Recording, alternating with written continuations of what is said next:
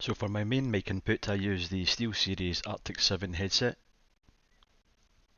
and I'm going to be moving on to the Fifine T669B condenser mic. Will it sound better?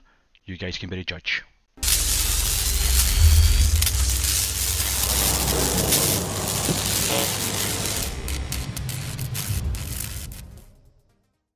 So here we have the Fifine T669 condenser USB microphone. Inside the box we've got a little company card here with some details from the company, website and so on, Facebook page. And we have a user guide. This is the pop filter. We've got a clamp here which we can use to clamp onto the boom arm. So underneath this foam padding we have a little bag here which has looks like a rubber pad and some extra rubber bands for the shock mount. Put that to the side. And this is the shock mount itself, which is made of a tough plastic material. Pretty good build quality. And also we have we've got the windshield muff, which will go on the top of the microphone here. That's kind of bog standard. And then we have a 2.5 meter USB cable, USB Type A cable. We also have the clamp, which we can use to clamp onto the table or a shelf, whatever suits your setup. Put it back, and here we have a little tripod. It's actually a fair bit of weight of this. I think it feels like it's all metal tripod. But yeah, that's just in case you've not got a space for a boom arm. You can use a tripod and have that sitting on your desk.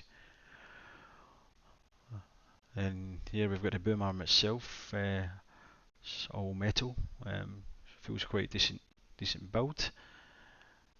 All spring loaded, and it's got some little points where you can tighten to lock the boom arm into position.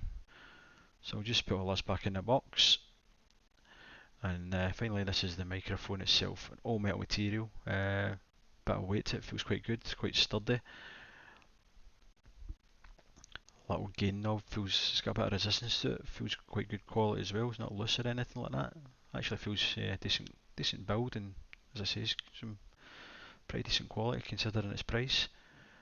This bit at the bottom here, we screw off to get off the arm which we would use for the little tripod that I showed you just a few seconds ago. Just get it screwed off and take it out of the way.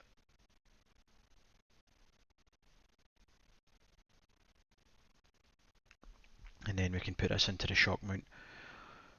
So it goes to the top. I've seen other people doing this upside down and they actually can't get to the gain volume, the gain knob, but this is actually the way it's meant to be mounted. It's meant to be mounted at the top rather than the thing sitting inside. So we'll just screw on this nut back onto it, which is a bit fiddly, but there we go. Quite a fine thread on it. Yeah, and that's basically it. Just tighten this up and that's the shock mount sorted. And that's the screw for putting it onto the arm. So what we'll do now is get this one set up. So that's the microphone all set up in place. Pop filters in where it needs to be. Got the wind muff on the top of the mic and the boom arm in place with the cable being routed along the boom arm. I've used some Velcro ties that I got from Amazon, 100 pack of those to keep the cable all tidy. Routed the cable onto the desk, if you can excuse the mess of the cables, in behind the cable tray and up to the back of the PC. Just to let you guys know, all the audio at the moment has been recorded on my Steelseries Arctis 7 headset, which I'll compare against the mic. Got a small setup here, so it's quite good to be able to push the microphone up out the way and it clears the desk space, allowing me to work as normal until I need to use the mic again. But let's get into the audio test. Just bring this microphone back down into position. I'll sit down, start recording some audio, and you can compare it to the Arctis 7 that I'm currently talking on, guys. Let's get into it. So that's me got the microphone all set up now. As you can see, I'm using the built-in voice recorder in Windows 10 to record this. All total unedited audio. The microphone is roughly positioned about 10 inches away from my mouth, with the pop filter in place and the wind muff on top of the microphone. If I lift the pop filter out of the way, I don't know if this makes any difference, but what it's meant to do is it gets rid of any plosive words beginning with letters like P or B or T even. So if I say something silly like Peppa Pig pissed her pants or Barney Bear burnt his bum, you're supposed to hear these plosive letters coming out, but I've still currently got the windshield muff on top of the microphone, so that's maybe killing some of that effect for you.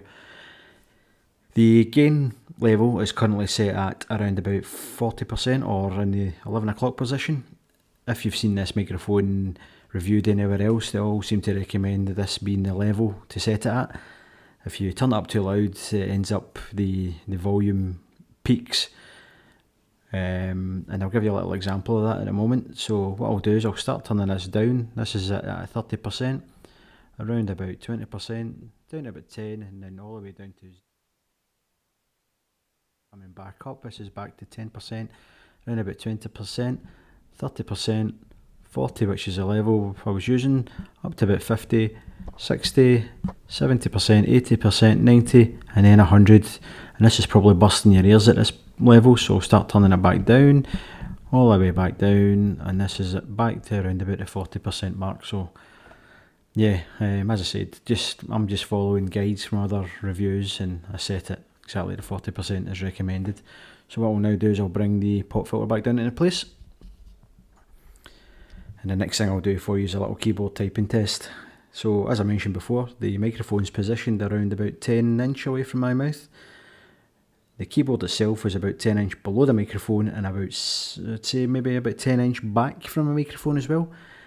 And the keyboard I'm currently using is a Corsair K70 rapid speed low profile keyboard, which comes with its own silent switches that are meant to be quieter than the Cherry MX Red switches. So I'll bash away at the keys just now and you can hear for yourself.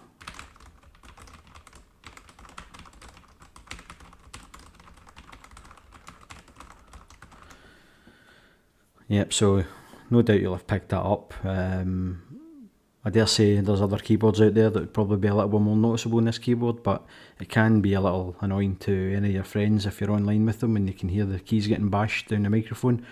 But there's actually software that you can use in the video broadcast which has a noise cancellation part of the app, which works really well if you want to try giving that a go.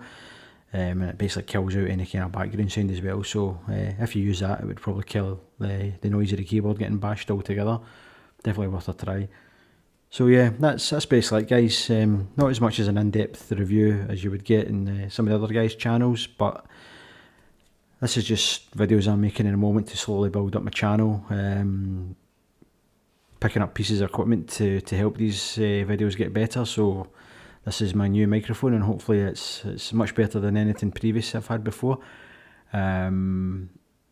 This, again, as I said before, this is the Fifine T669 microphone. It also comes in the K669B, which is exactly the same microphone I believe, but it doesn't come with the boom arm, the pop filter, the windshield muff and so on, but it does come with the tripod. But on the K669B version, the cable is hardwired into the bottom of it, I believe, but it's a much cheaper option, and what I'll do is I'll leave a link for both versions in the description below. But yeah, that's it, guys. You can let me know what you think. For a cheap budget microphone, does it tick the box? Does it do the job? Is it better sounding than the Arctis 7 headset that I've been using before? And as always, guys, if you enjoyed this video, please leave a like, and if you can, subscribe, or if you didn't like the video, again, please leave any comments, as it'll help me towards making videos better in the future. And that's it for another one, guys. Hopefully you enjoyed this, and hopefully I'll see you guys soon. Thanks again. Cheers. Bye.